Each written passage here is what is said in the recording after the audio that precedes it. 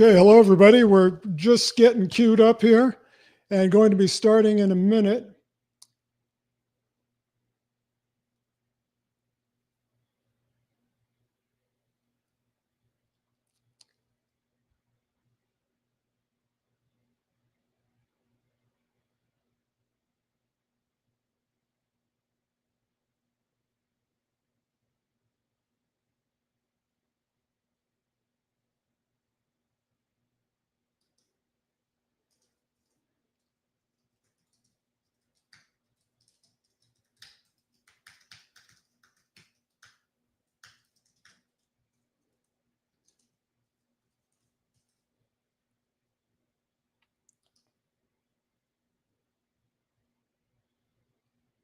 Just going to give it a minute to get everything settled in here.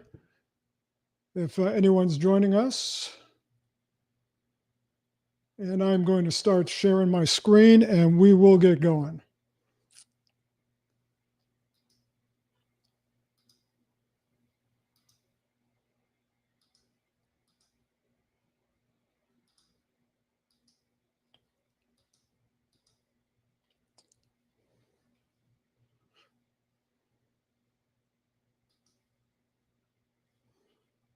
Make sure we have audio here. I think we're good.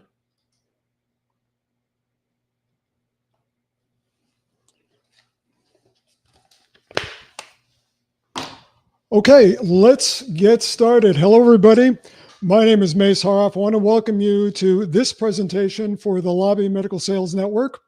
And today's presentation is called Medical Sales Escaping Average. Stop pitching, start connecting, close the skill gaps you don't even know you have. I am so glad that you are here.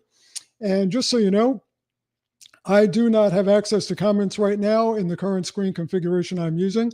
However, I will be doing Q&A at the end of the presentation, so we will be looking for comments then. Let's get into this. Let me ask you a question to get started. When did medical sales become about delivering lunch, getting 30 seconds with a doctor or other healthcare professional, reciting a sales pitch as fast as you can, and hoping that something good happens? Because let's be honest, most reps are stuck in a cycle. They're nice, they're knowledgeable, they care about their customers, but they're still stuck. They're stuck chasing doctors who don't want to talk to them. They're stuck reacting to inbound calls instead of creating momentum. Stuck competing with reps who, let's face it, they know how to win these sales conversations better than you might. And I got to tell you, if you're struggling with any of these things at times, it's not your fault. Healthcare sales is getting tougher, and no one ever taught you how to navigate access barriers, complex buying committees, or how to have high-impact sales conversations with time-starved physicians. Look, you've probably heard it's all about relationships. But what kind of relationship are you building when the only time you see the doctor is when they're passing by the break room on their way to a patient consult? This is not about working harder. This is about finally working smarter and selling in a way that's relevant, strategic, and effective in today's healthcare sales environment. I'm going to show you some ways to stop selling like everyone else. This is critical. And to start selling like the top medical sales professionals who always seem to get in the door, win the business, and stay there. But first, I want to tell you how I got stuck in the average trap and what it took for me to break out. Now, this is a picture of me in one of my medical sales roles. I want to give you a little background. I'm going to stop the screen share here. I had a lot of medical sales experience. I went to a good university, like many of you, went to Emory University in Atlanta. Then I went to work on a PhD program in the University of Florida College of Medicine in Gainesville. It was in anatomy. And while I was in anatomy, I moonlighted working in surgical and autopsy pathology. I worked in the operating room. And eventually I ended up in nuclear medicine as a nuclear medicine technologist and went to work for a company up in Atlanta, and we needed customers. And my boss, Bob, set out to hire some medical sales reps at the time. And he came back and said, man, Mace, I can't land a medical sales rep. They all want a 6-figure guarantee. Now I have to apologize to you, but at this time, I didn't have the highest regard for salespeople. I knew nothing about sales. I thought sales was something you did when you can't do anything else. It was for people who failed at waiting tables while they were trying to become an actor, or gym teachers who just couldn't cut it. I really had a very low regard for salespeople. I knew nothing about it.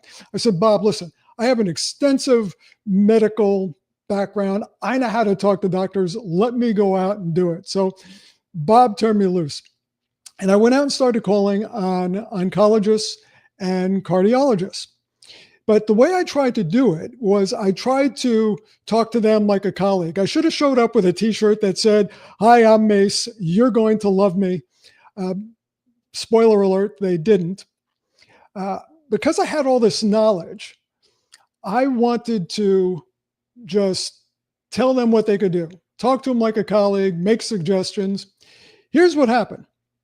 The first 2 sales calls I made, well, the first one, the doctor said to me, don't ever come back to my office. If you ever do, I will kill you, then have you arrested. Now, all I could think was, man, this guy must have an amazing malpractice policy, because not only does it cover malpractice, it also covers murder. The other doctor said, you're arrogant. You just told me I was arrogant. I don't ever want to see you again. So I was totally dejected.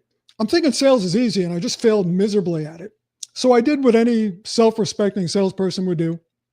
I went to a bar and I drank almost a whole bottle of wine by myself. And I thought it was a good bottle. It had a nice label and a cork instead of the twist off top. And then I found out this same place that was serving it also sold glasses of gasoline by the glass. So I walk out of there. I can't drive. I'm too inebriated. But fortunately, there's a Barnes & Noble bookstore right next to the bar. So I go in there to kill some time while I'm sobering up. This was before Uber and Lyft. I walk into the bookstore, and it was like divine intervention. Right in front of me is the business book section. And right in the middle of that, there's a sign that says sales.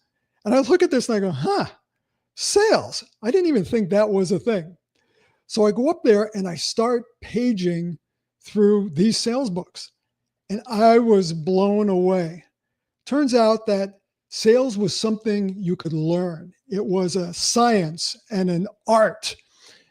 And I bought several books, took them home, and I couldn't put them down. All weekend, the nice Atlanta rainy weekend, I spent reading sales books. Now, I didn't change right away, but I changed the way I approach doctors. I started approaching with technique and strategy. But I learned one very important thing. It was the opposite of what I was trying to do initially. Instead of me trying to be the expert, I learned something valuable. Let the customer be the expert. Let the expert be the expert. When you're selling to healthcare professionals, they're experts. This is what they do, and they're very comfortable doing that. When you position them as an expert, you ask the right questions, you engage them in conversation, they will tell you what you need to know to sell products and services to them. So let me pull my slides back up and we will continue. But I just wanted to share with you how I started out overconfident in sales, and it kicked my ass. If you're lacking confidence, don't worry. I'm going to help you to restore some of that confidence today.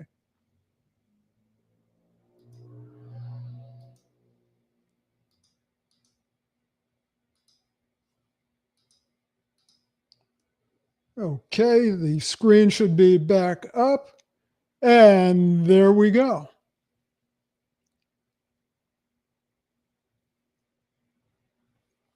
So this has been my medtech sales career. Just very quick, want to let you know that I didn't start this yesterday. There's a lot of people on LinkedIn who become consultants, advisors, coaches, and they've been doing this for 2 years. I've been doing it for a little over 40, and out of those 20 of those 40, I've been involved full-time with training medical sales professionals, speaking at national sales meetings about medical sales. I created Medical Sales Academy about 14 years ago, and I also wrote a book in 2010 called Mastering Medical Sales. And I rewrote the book completely last year and just launched it this past January because medical sales has changed so much. It's so dramatically different. So that book is available if you want more information, masteringmedicalsales.com. So let's talk now about you. And the reason that most people get into medical sales. Is it altruism? Now listen. I know a lot of you got into medical sales for the purest of reasons, to help humanity. Try saying that 5 times fast. To make the world a better place, to selflessly support overworked physicians and contribute to the well-being of patients. Bless you. I mean it. You're doing a great thing. You are the unsung heroes in medicine. But if you also happen to earn a 6-figure income, drive a nice car, take a few incentive trips to Cabo, Hawaii, or wherever they're doing them these days, and you save enough airline miles to put together a nice family vacation, well, that's just a happy accident, right? You see, medical sales is hard work. This is important. You need to be compensated well.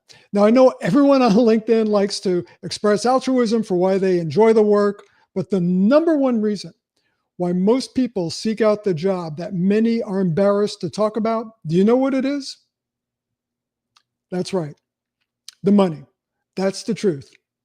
Maybe you got into it for different reasons, but because it's hard work, it's unpredictable, and sometimes it feels like the only thing between you and irrelevance is a gatekeeper with a grudge. You need some serious motivation and compensation to do this. So don't get me wrong. Do it for the patients. Do it for the providers. But also make sure you're well compensated or you're not going to last. You will burn out. You need an income that supports a comfortable lifestyle and provides financial security. And that's why we need to talk about what actually drives success in this career. Not wishful thinking, not winging it, and not just being likable, although being likable helps, but it's not everything. So today, what I'm going to focus on is 3 pillars of impact. There's many more than that, but I'm going to focus on 3 that can really move the needle. And here they are: product knowledge and associated medical knowledge, sales knowledge and skills, and practice, especially under pressure. Now, if you look at these 3, I want you to notice most reps obsess over number 1, they dabble in number 2, and most completely ignore number 3. And then they wonder why they're stuck in the middle of the pack. Let's start with the first one, medical and product knowledge. Do you need it? Hell yes. You're the expert on your product. No one's going to dispute that. This is where your companies train you well. But will medical and product knowledge alone get you to the finish line? No. Product knowledge is not a differentiator. It's table stakes. There's a word we hear a lot in this industry, table stakes. In other words, just gets you a seat at the table, just gets you in the door. It is not a differentiator. It doesn't close deals on its own. Nobody ever said, and that's why I put it up on the slide here, you know what? That rec knew every millimeter spec of her product. I must buy from them. There's not a lot I could teach you about medical and product knowledge, but I'm going to go over it real quick just so you understand what needs to be done so that you don't ignore this pillar. First of all, how do you stay current? You need to read the medical journals that support these specialties you sell to. If you don't have them, get access to them. Not hard to find online. You want to use Google Alerts to keep current with the specialty or specialties you sell to. Look, it is a differentiator when you know the clinical science well enough to bring it to your doctors first. It's considered value when you can alert your doctors to new studies and data before your competition does, or before they learn it on their own. Distinction, differentiation, that's what this is about. Let's continue with selling skills, because this is where we're going to dive in quite a bit. Do selling skills matter? Oh my God, I can't tell you how much. The difference between reps who are struggling and killing it, selling skills. If you spend any time with top sales representatives and you listen to them having a sales conversation with a customer, man, they got skills. Now, if you look at the slide, I put a statistic here. When I found this statistic, it about knocked me over. Only 14% of reps report receiving any formal training in basic selling skills. 14%. That's why these skills are so lacking. So let's break it down. What are selling skills? First, let's talk about what it's not. If you ever watch the typical medical rep in action, they treat a sales call like an infomercial, minus the steak knife and the easy payments. They say things like it's faster, it's smoother, it's more absorbent, as if they're selling paper towels to a trauma surgeon. And then they leave feeling like a rock star because they said all the things in the brochure. Meanwhile, the doctor is standing there wondering who the hell that was and why they smell like desperation. My friends, this is not selling. This is product karaoke. But let's be honest. Most reps think selling means marching into an office or a clinic, unleashing a fire hose of product features like they're reading off the side of the package, then walking out thinking, crushed it. Medical sales is not about delivering monologues. How many people converse in a monologue? Answer that question in your head. Can't see your comments, so thank you if you're commenting. Number of people who converse in a monologue? One person. If you want to actually move the needle, you need to stop doing monologues, stop giving sales pitches, and instead have a conversation. Selling is a conversation. How many people does it take to have a conversation? 2 or more. How many people need to be talking to have a conversation? 2 or more. Stop focusing so much on your product. That's cliche. This is what commoditizes your product. If you're talking about the product, guess what? Your product is going to sound very similar to any other product your customer is using, even if it's dramatically different. To them, it'll sound the same. And if it sounds the same to them, they're going to think it's the same. So here's the question. Don't talk about the product. Well, if I don't talk about the product, then what do I talk about? Inquiring minds want to know. Here's what you talk about. Issues, challenges, mandates, goals. Because does the customer care about your product? Maybe, maybe not. But here's what they do care about. Issues affecting them, their patients, and their practice. What you talk about will determine whether your customer is engaged or not even paying attention. So the first thing we need to pay attention to is, how do you open a sales conversation? How do you keep the sales conversation going? Small talk? Sure. Be personable. Say hello. But if your only opening is, how's your day going? That's rep speak for, I have nothing relevant to say and I'm just here to sell you something. You want to open the conversation by bringing up a potential real-time relevant issue. That's a mouthful. Try saying that with a mouthful of chewed crackers. Don't do it now. What do I mean by real-time relevant? Well, let's break it down. You sell a product to HCP. So the first question I'm going to ask you, is your product relevant to them? Well, sure. At some level, it is relevant. It was designed for them, for the type of procedures they do. So there is relevance. But here's the more important question. Is it relevant to them in real time? In other words, at the moment you're speaking to them, is there some level of urgency so that it gets their attention and they want to converse? Now, here's the answer to the question of whether or not it's relevant. You don't know. You have to find out. If it's a real-time relevant issue, you will discover that when you start asking questions, engaging in conversation. Now, if it's not a real-time relevant issue, what do? You pivot to something else that is real-time relevant. You have to experiment a little bit. Now, one of the things that I love doing when I speak at national sales meetings and I do workshops is the night before, I will usually stop in the bar, meet up with some of the people who are going to be in the session the next day. And they always like to show off what they know about medical sales, especially the guys who've been doing it for a long time. And they will almost always say, you know what medical sales is about? Two things. It's about relationships and it's about value. And I can't argue with that. It's very, very true. But relationships are usually built on value. So we have to ask ourselves the question, well, what is value? Because we always say it's about value. You have to deliver value. There's a formula that I use, I'm going to share it with you, to identify and articulate value.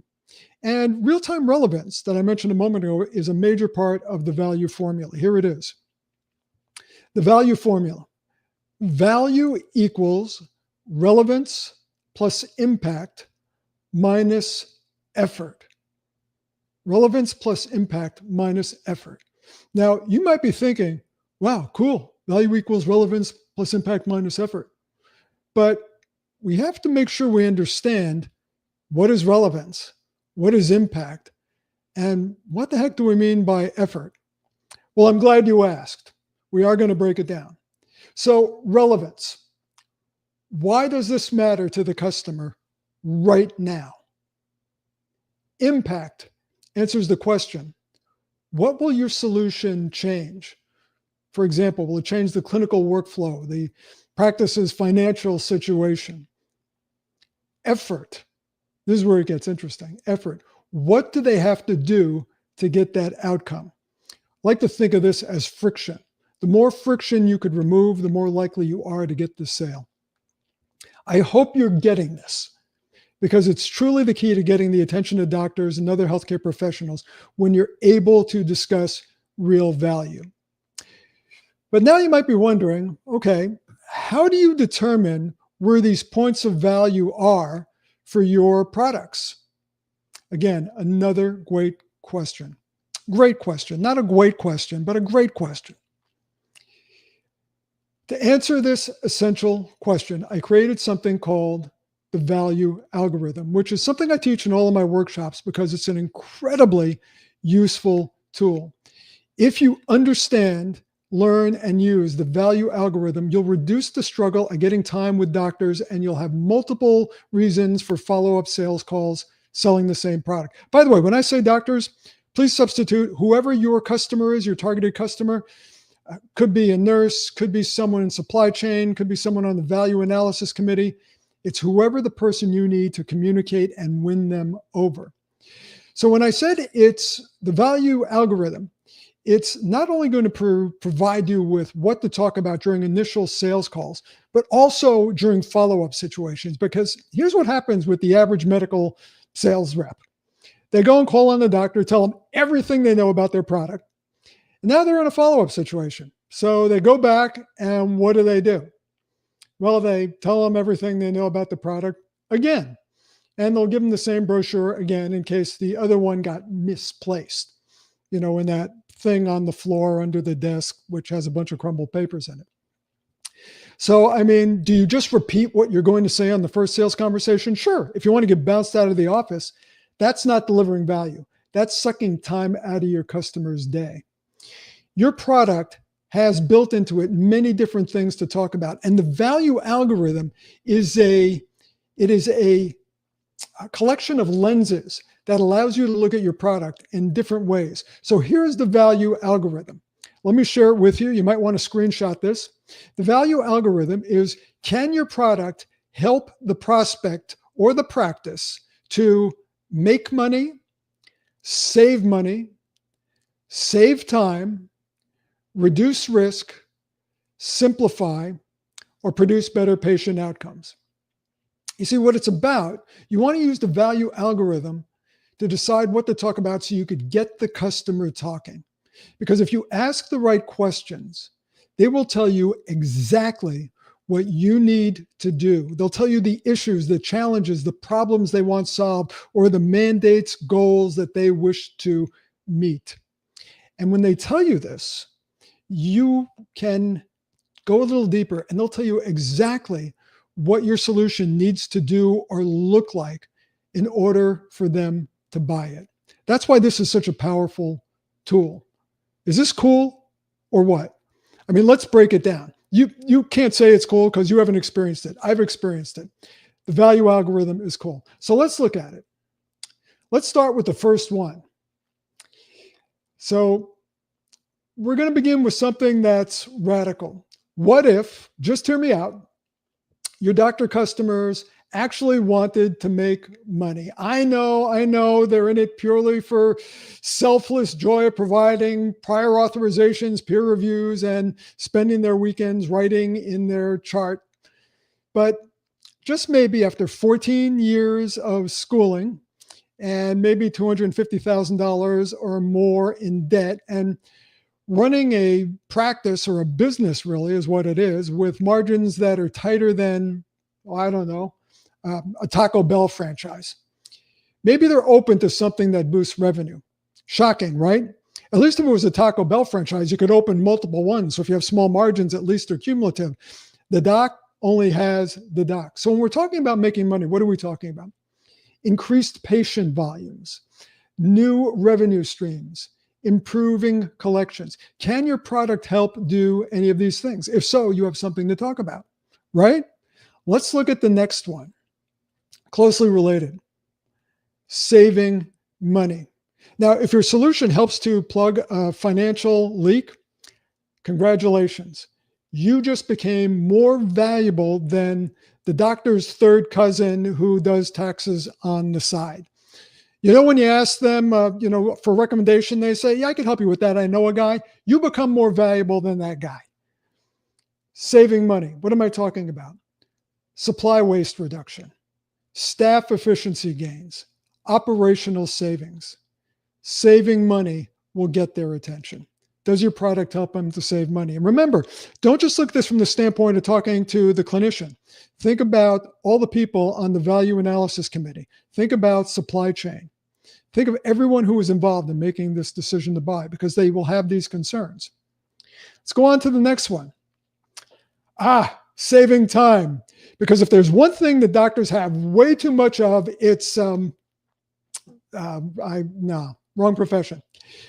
Between seeing 30 patients a day, doing their own charting, and having to fight with an insurance company over a $47 claim, physicians have so much free time, they just don't know what to do with themselves. I hope you realize I'm being sarcastic.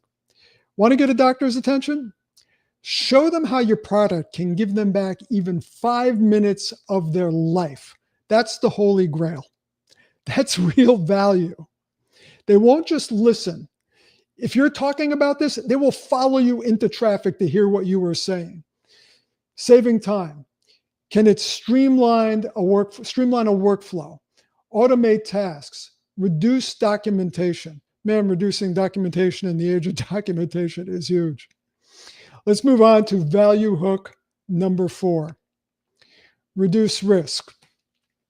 This is one of my favorites. Risk is such a warm, fuzzy word, right? So let's break it down. Because when you say reduce risk to a doctor, their brain instantly starts a 3-way panic. Personal risk. Will I get sued? Will my name show up in some article titled "The Top 10 Medical Fails of 2025"? Practice risk. Is this going to cost us money? Will we lose reimbursement? Will Karen at the front desk accidentally click a phishing link and tank the whole EMR? And then there's patient risk. And this is a big one.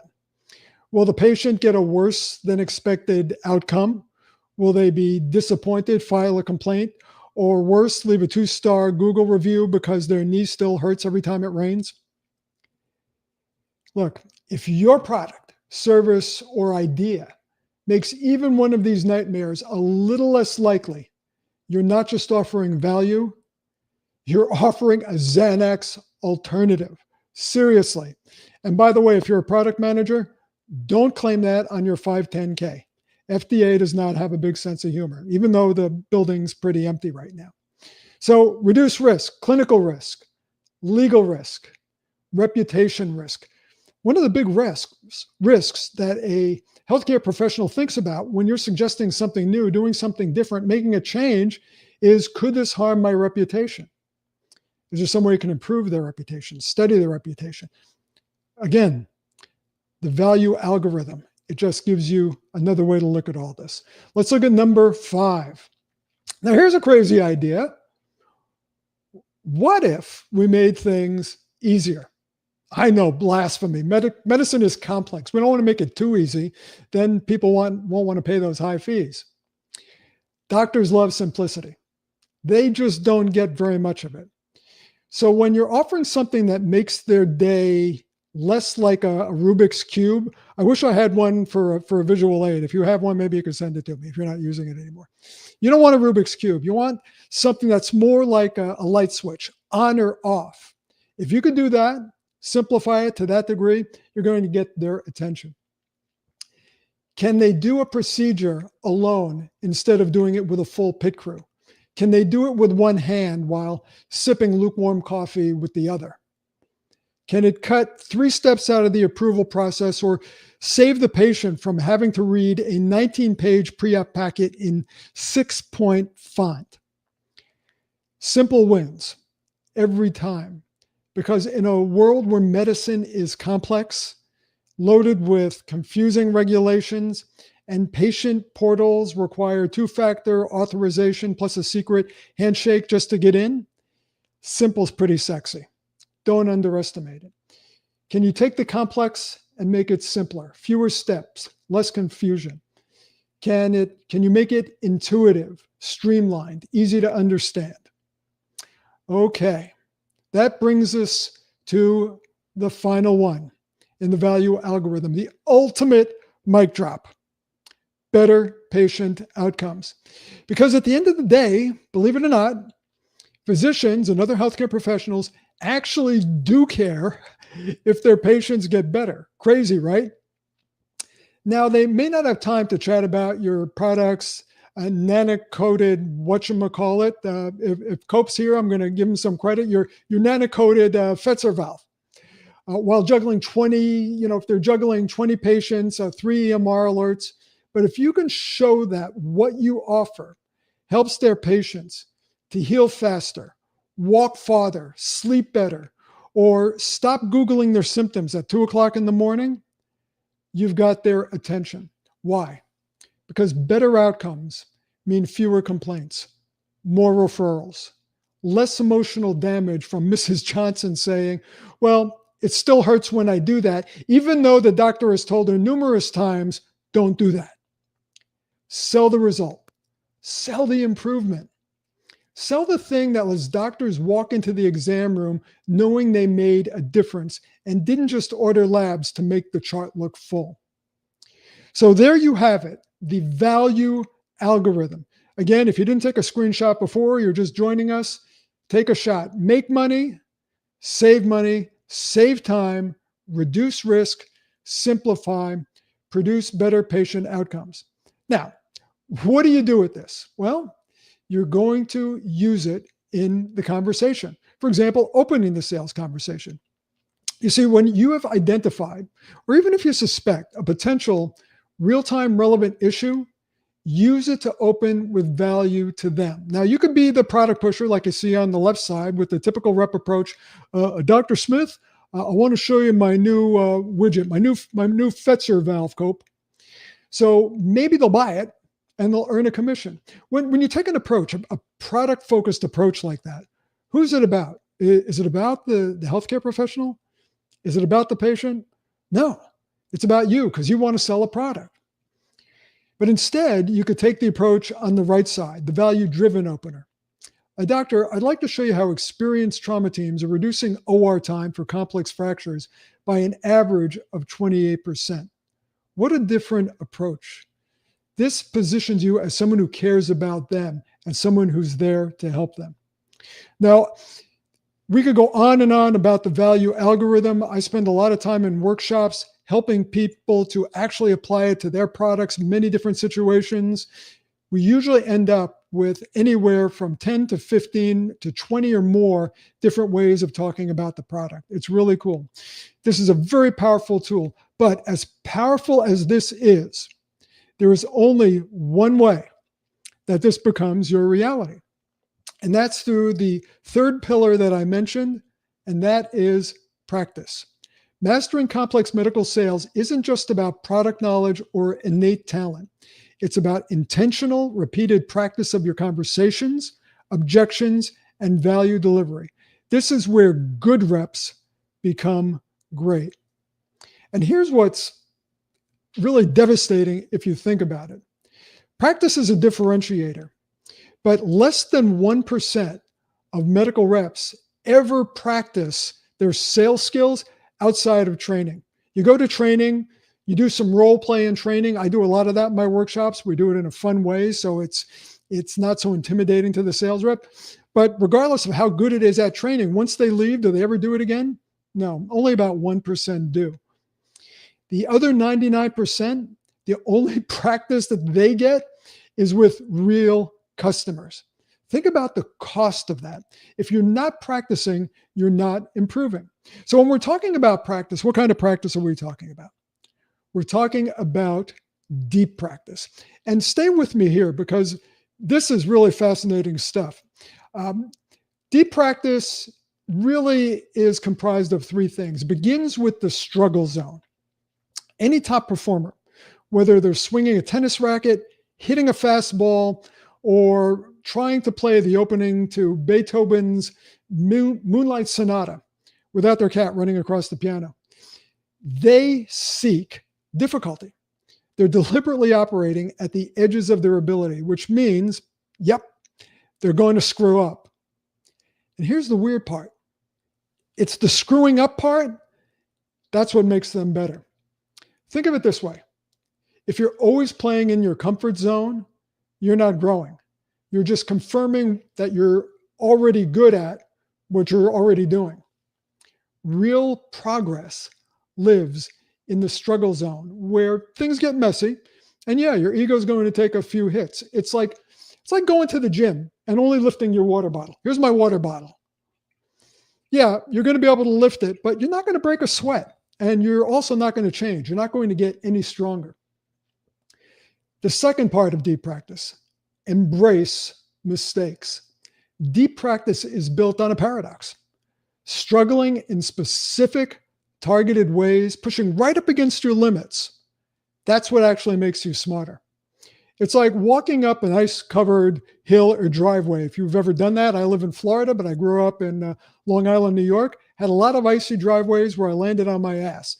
But once you do that, you get up and you start to figure it out. Each slip forces you to adjust, to find balance, and figure out a better way forward instead of just cursing every time in a way that makes you embarrassed if your elderly next door neighbor sees you, which happened to me a lot.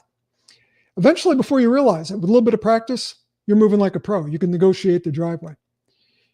Practice takes the very thing we want to avoid, mistakes, and turns them into skill. Think of it this way. It's like bad first dates. They're awkward, they're somewhat painful, but they teach you exactly what you're not looking for. In other words, mistakes aren't the enemy. They're the personal trainers of your brain. The third part of deep practice, targeted repetition. Why is targeted, mistake-focused practice so effective? Simple. The best way to build a good performance circuit in your brain is to fire it, notice what went wrong, and then fire it again, over and over. And yes, it can be boring, but it doesn't have to be. And no, you can't skip it. Struggle isn't optional. It's a biological requirement for growth. The more you build and strengthen that skill circuit, the less likely you're even aware that you're using it. It becomes automatic. It's like when you're driving to one of your accounts and you feel like you slept through part of the trip because you don't even remember the drive. You're on autopilot. You've done it so many times. Or when you're shooting free throws in basketball, we like the term muscle memory. It's there. This does the same thing. These insights that I'm sharing with you are from a book by Daniel Coyle. It's called The Talent Code. Now, if you think you're good enough to where you don't need to practice, you definitely need to read this book. We're all familiar with the word talent. How do you create talent or develop talent? Excuse me. Well, according to Coyle, 3 things are needed. 1, deep practice, which we already talked about. I talked about the struggle zone, embracing mistakes, and targeted repetition. But you also need ignition and master coaching. So let's talk about ignition, because this is really important. Don't skip this. What is ignition? Ignition is that lightning strike moment where your brain says, I'm doing this, no matter what it takes. It's not a gentle nudge. It's a launch sequence.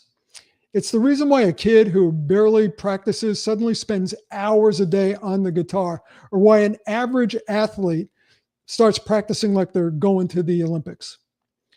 It's the point where whatever you want to develop stops being something you should do and becomes something you can't not do.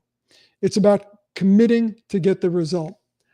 I speak to probably thousands of medical sales reps every year. And the only impression I get from most of them is that all they want to do is they want to do well, they want to sell their products, and they want to earn a good living. But so few have had that lightning strike moment where they live by the words, whatever it takes. This is why I discussed with you earlier that medical sales is hard work. It's stressful. If the rewards aren't there, you're not going to be happy. You're going to burn out. You have to find your motivation to say, whatever it takes. You'll do the work. You'll put in the reps. Develop a failure is not an option attitude, because if failure is an option, what are you doing here? And the last part, master coaching. I remember watching an interview with Tiger Woods and his golf coach years ago, back when Tiger was at the top of the game. He was the best golfer on the planet. And they introduced his coach, and I said, why does this guy have a coach? He's the best player in the world. Simple answer.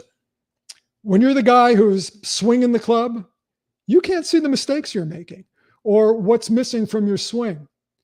But a coach who's observing you can. And then they could point out those flaws or what you need to do and guide you to correct them. It's the same thing when you're having a sales conversation. If you think about it right now, do you know who the coach is for 99.99% of all medical sales reps? It's the customer. The problem is they only provide one kind of feedback. It's binary. Either you get the sale or you don't. That's all the feedback you get. And let's be honest, practice only makes sense if you're practicing something that's going to help you. This is why competent, accurate feedback is essential, because practicing yields results, whether you practice the right stuff or the wrong stuff. The right stuff will give you the results that you want. The wrong stuff just cements bad habits, because this is how practice works. And physiologically, making mistakes and correcting the error is all about building myelin. Again, this is another important point. I'm going to ask you to take a moment and nerd out with me on the anatomic and physiologic phenomenon here. Myelin is a fatty substance that wraps around nerve fibers in your brain. A lot of you already know this. It's kind of like insulation on electrical wires. The more myelin you wrap around a neural pathway, the faster and more reliably that signal fires. So when people are talking about muscle memory, like we did a moment ago, what they're really talking about is myelin. It's the insulation that wraps around your brain's neural circuits and makes them automatic. Here's how it works. Every time you practice, you fire specific circuits, and your body says, oh, you're doing this a lot. Let's make this easier. So what it does is it starts laying down myelin around these neural circuits. More layers means stronger, faster, more reliable signals. And in fact, with enough myelin, these signals can travel up to 300 times faster. That's why the pros can execute under pressure without even thinking about it. That's the muscle memory, right? But here's the catch. Myelin is use it or lose it. If you stop firing those circuits and the insulation breaks down, then so does your skill. That's why elite performers keep practicing the basics. They're protecting their myelin investment. Think of LeBron James. Always see movies, videos of him practicing. He's one of the best. Why does he keep practicing? It's so he stays the best. It's his job. It's his career. Just like medical sales is your career, your job. Does practice make sense? And you might be thinking, well, okay, yeah, sure. If there was an easy and a convenient way to do it. I hear you. This is something that I've been dreaming of for over 20 years since I started training medical sales professionals back in 2005. And finally, that time has arrived. This is the game changer, the medical sales simulator. The technology to create it has only become available in the last few years. Now, maybe your company provides this. I'm not trying to sell you on it here, but I want to impress upon you that if you're not using a tool like this, you're going to be leaving money on the table. And if you have any competition who's using it, they're going to eat your lunch. I promise you that. What does a medical sales simulator do? It gets you to practice realistic scenarios with AI healthcare avatars that are as challenging and demanding as the ones in real life. I programmed the simulator with my sales methodology. And let me tell you, I've had a lot of practice with role plays because I've been teaching it for 20 years. The first time I did it with the simulator, it made me sweat. It challenged me. And then seeing myself on video afterwards, which is what you get to do, and there's a transcript, a written transcript, so you can not only hear yourself performing, you can also read along as you're doing it, because a lot of times what you think you're saying isn't what you're saying or how you're saying it. It's just a great way to become aware of how you sell and how to make those corrections. And speaking of corrections, this is the pièce de résistance. AI coaching feedback that is incredibly accurate is immediate. So as soon as you're done with a role play scenario, you can go through the coaching feedback and you can make immediate corrections when you practice again. I've created simulations with doctors, supply chain personnel, C-suite executives, OR directors, value analysis coordinators, nurse educators, even medical device sales executives for practicing the conversations you need to have with them when you're trying to make a change within your company or convince them to invest in you or invest in one of your customers. And you could choose with different personas. Just not everybody in your territory is the same. Some people are friendly, easy to talk to, and others, not so much. If you could bear with me here, what I've done is I have a little video. I'm going to show you how it works. And I'm using the video because technology sometimes will make it a little bit challenging to do this. So I'm going to play the video. Just bear with me.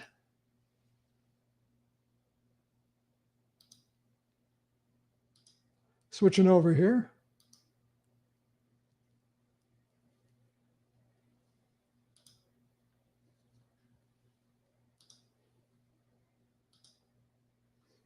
You have to add it to the stage when you're streaming these things. Once you select the physician avatar and persona, you click start and begin the conversation. Hello, to begin the sales simulation, please tell me what type of physician or healthcare professional role I am in this scenario. Dr. Carter, you are an orthopedic surgeon who specializes in complex total hip replacements and revision surgeries. Thank you for clarifying. Yes, I specialize in complex total hip replacements and revisions at Central Hospital. I've had quite a busy morning in surgery already. What can I do for you? Thanks so much for taking a few minutes to chat with me. I wanted to ask you, are you noticing more complex patients lately, maybe those with a higher risk of instability or prior revisions? Actually, yes, I'm seeing more elderly patients with poor bone quality and multiple comorbidities. Just this morning, I had a case, 78-year-old, with severe osteoporosis and 3 prior dislocations. Wow. These cases keep me up at night because the risk of another dislocation is so high. Why do you ask? Well, as you know, and you just mentioned, dislocation continues to be one of the most common reasons for revision following total hip replacement, especially in elderly patients or those with compromised soft tissue. What are you doing in these situations? Currently, I'm using larger femoral heads when I can, but I still see instability issues, especially in revision cases. Do you have any long term data on where and what sizes are available? Let's talk about sizing first. When the simulation has ended, click on Save and View Analysis. This will generate coaching feedback of your simulation. Notice how it's broken down by active training, identifying pain points, and various other categories. If you click where it says Show in-depth insights, you will get a thorough analysis and very detailed feedback to guide you for when you repeat the simulation. There is also a full transcript of the entire conversation on the left. Well, there you have it. You got to see what the medical simulator looks like. It's amazingly realistic, isn't it? Let me switch back and get my screen back up here. Give me a moment.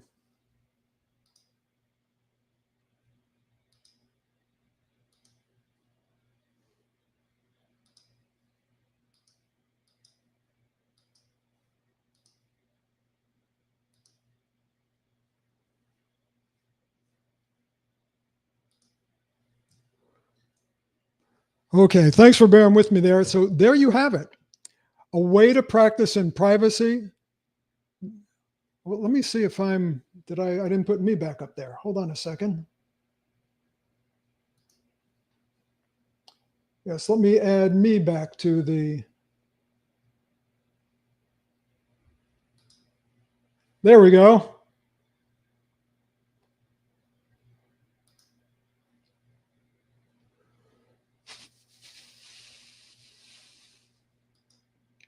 Thanks for bearing with me, folks. This is the first time using this application.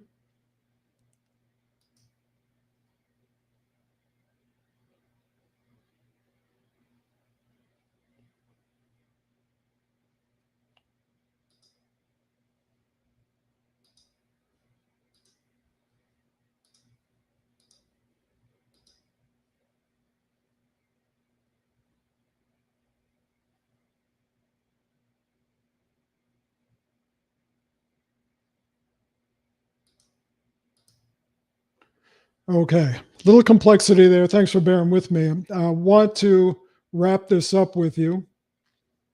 Let me go back to sharing my screen.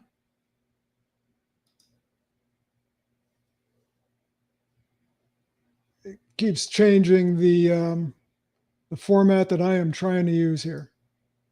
So let's go to that. Okay, so there you have it. Thanks for bearing with me. Apologize for the technical issues. The medical sales simulator is a way to practice in privacy, no judgment, no pressure, just results. You can use it whenever you want it, 24/7, 365, before a presentation. Just using it 5 minutes once a week makes a dramatic difference, I'm told by the people who are using it. You get to build and preserve myelin as often as you like. So the takeaways that I've covered in the presentation today. We've gone over the pillars that include product knowledge and associated medical knowledge. You want to deepen your understanding of the product and its medical applications to better serve customers. Medical sales knowledge and skills. Don't underestimate these. If you have never had formal training in sales, you might want to consider it. Even if you're doing well, you can only do better. Take it from someone who is overconfident and failed miserably. And practice. Practice is a game changer. It is a true differentiator that takes your sales skills to a top level. Now, what we've covered today, tip of the iceberg. 1%, probably less than 1%, what's involved with being a medical sales professional, with developing those selling skills and knowledge and abilities at a very, very high level. There's still a lot more to know. I understand you know a lot of them. Some of you, if you would like help with that and you'd like to talk to me about it, I'd love to. I have something called Medical Sales Academy. I mentioned that. You can join Medical Sales Academy where you will have access to the sales simulator. It's a comprehensive program. And we even include one coaching session with me to get you started where we actually focus on your products, your targeted customers. You get some personalized attention to get you off to a fast start. If you have any interest in this, you could go to medicalsalesacademy.com, find out more about it, or you could email me, mace@medicalsalestraining.com. And what it will help you to do is to get more access to healthcare professionals and stakeholders, including those on the value analysis committee that you need to talk to these days, control the sales conversation, determine real-time relevance, create urgency, position products and services perfectly for each prospect, handle objections, advance the sale at every customer contact, follow up efficiently and effectively, develop a high level of sales conversation skills, and develop thorough knowledge through regular practice. And you'll just be more prepared for every sales call than ever before. Again, medicalsalesacademy.com. It is time for Q&A. And this will probably get interesting here to see if I can see comments. So let's see. Wow, looks like there are some comments here. I'm going to put on my click reading glasses, which is something that were designed for young people like myself. Let me see what we have here. I see somebody put up a link, medicalsalestraining.com, medical sales simulator. Yeah, there is. Thank you, Shane. There is information there. Let's see if we have some questions here.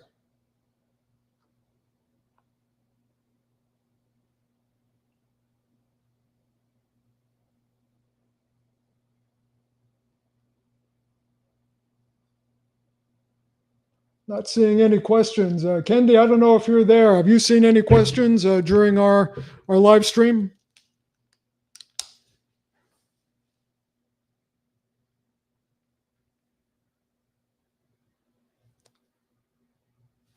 Let's see. I think we might have one. Nope.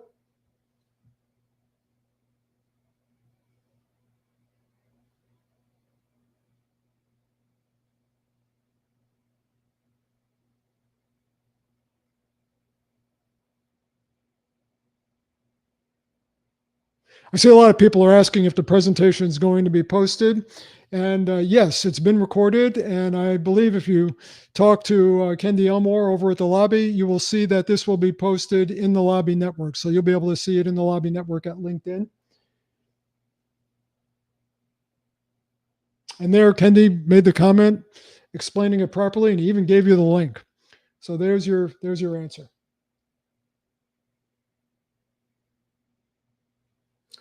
We have a question. Thank you, Delaney Sinha. What is the best way to get your career in medical sales started? That's a complex answer, but I'll give you my thoughts about it. The best way to get your career started is first to make sure this is something you really want to do. Medical sales seems simple from the outside. In fact, a lot of people who work in healthcare, clinicians, they think that medical sales is the easiest job in the world because all a sales rep does is they go into a doctor's office, they basically recite the brochure, bring in some food, some catered food. It's like a big party. They don't see the nuance of having to sell a product to a highly educated and highly resistant to change healthcare professional. So the first thing you want to do is learn as much as you can about the career before you really commit to it. There's a lot of videos on YouTube. I have a lot on my site at medicalsalestraining.com. It does have that. You could also find them on YouTube, the Medical Sales Channel, and other people have videos as well. Read books about medical sales. There aren't a lot of them. I just published one this year, and I published it mainly for people who are trying to find out what the job is like because I don't sugarcoat it. I talk about what's going to be required to succeed. So learn all you can about it. And then there's different ways to actually get hired. There are many people right on LinkedIn who could help you with that. You might want to look some of them up. Or you could email me privately, mace@medicalsalestraining.com. I'll be happy to share the names of some of the people who I know. I'm talking about Claire and Jeb. They will help you in a very, very big way. But start networking, and the lobby is the perfect place to do it. This is a great place to connect with the tribe you want to be a part of, and also in LinkedIn. So thanks for the question, Delaney. I hope that was helpful. Meenal, my friend Meenal, we've talked a couple of times on LinkedIn. When you go to the doc's office for the first time, what aspect of the value algorithm do you start with?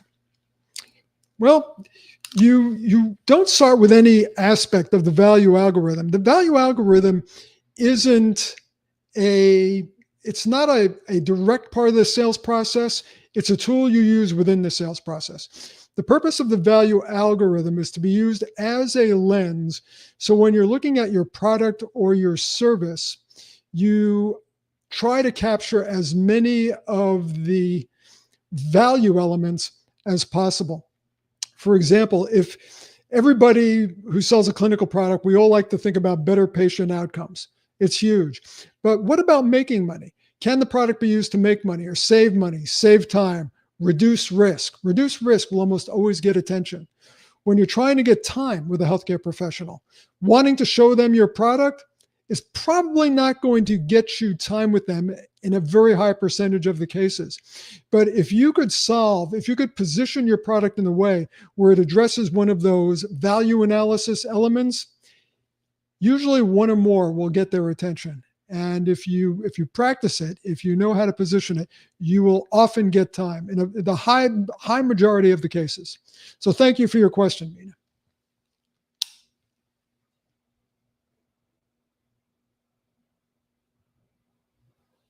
How do you get the conversation going? The best way to get the conversation going, two ways. You could ask a question, and actually both ways are question oriented. You could ask a direct question, such as, Doctor, I know you do a lot of total hip procedures. What are you doing in situations where the patients have soft tissue laxity and they're at a greater risk of dislocation? You could ask a question like that, because you're focusing on an issue. You're not focusing on your product, you're focusing on an issue. The other thing you can do, which is very effective, is you could share with them what their colleagues are doing. Now, you don't want to be like me when I started off in medical sales, where I'm trying to talk to them like a colleague and telling them what to do. What you can do, though, instead of that, is you can be the messenger. You can share with them what their similarly credentialed colleagues are doing. For example, if you're talking to a cardiologist, Dr. Smith, a lot of your cardiology colleagues, when they're doing interventional cardiology procedures, such as a cardiac catheterization, they have major concerns about post-procedure bleeding, especially if they're not using one of the closing devices. What are you doing in these situations? Okay, so notice what I did. I shared with them what their colleagues are doing. I brought up an issue and a concern, and how that maybe I didn't mention it in that particular example. I could have said, a lot of your colleagues are using one of the new closure devices that are made out of carbon fiber. Just made that up to close it. What are you doing in these situations, or what are your thoughts about that? We just opened the conversation by focusing the conversation on a very specific issue. So that's one of the best ways for doing that. And Minal, you're welcome. I have a question from Carrie. Let me see her question. And you probably noticed the type is very, very small. One of these days, when you become presbyopic like me, you'll need these clicks to be able to answer these questions. What types of questions do you ask physicians or staff to uncover their real pain points when you only have a few minutes? How do you handle doctors that only want information sent to them by email? Great question. Well, when you only have a few minutes, that's usually every time you make a sales call. So again, it goes back to what I did. I get them to focus on the issue, and especially in a way where it's going to make them curious about why I'm asking them. Now, they know you're a salesperson. They know why you're there. You're not deluding anybody. But you want to make them curious about the solution you're going to offer. When you do that, even if they tell you they only have a minute or two, the conversation will either go longer, or they'll say, I'll tell you what, if you could come back here at 5:30 when I'm done seeing patients, I'll spend 10 minutes with you because I want to know about this. If the issue is significant enough, if it's relevant enough, and if there is some degree of urgency, they will give you the time. So when they only want information by email, what you could say is, well, I'll be happy to send you information by email, but so that I can send you the right information, let me ask you, what are you doing in this situation? Describe the situation, engage them in a conversation. When they ask you to send it to them by email, why do they want it in email? Well, you're on a device right now. How difficult is it to delete an email? Not very. The fact that they tell you they want it in email, that's a giant warning that you need to use something other than email. If you have the conversation or you're able to determine some of their concerns specifically, now you could email them something specifically. But if you're just going to email them a general brochure about your product or send them to the website, guess what you just did? You just helped them to commoditize your product, because when they look at it, there will be differences, no question, but mostly they're going to see the similarities between that and what they're doing right now. In other words, you're just helping them to commoditize the product. Thanks for your question. Do we have any other questions?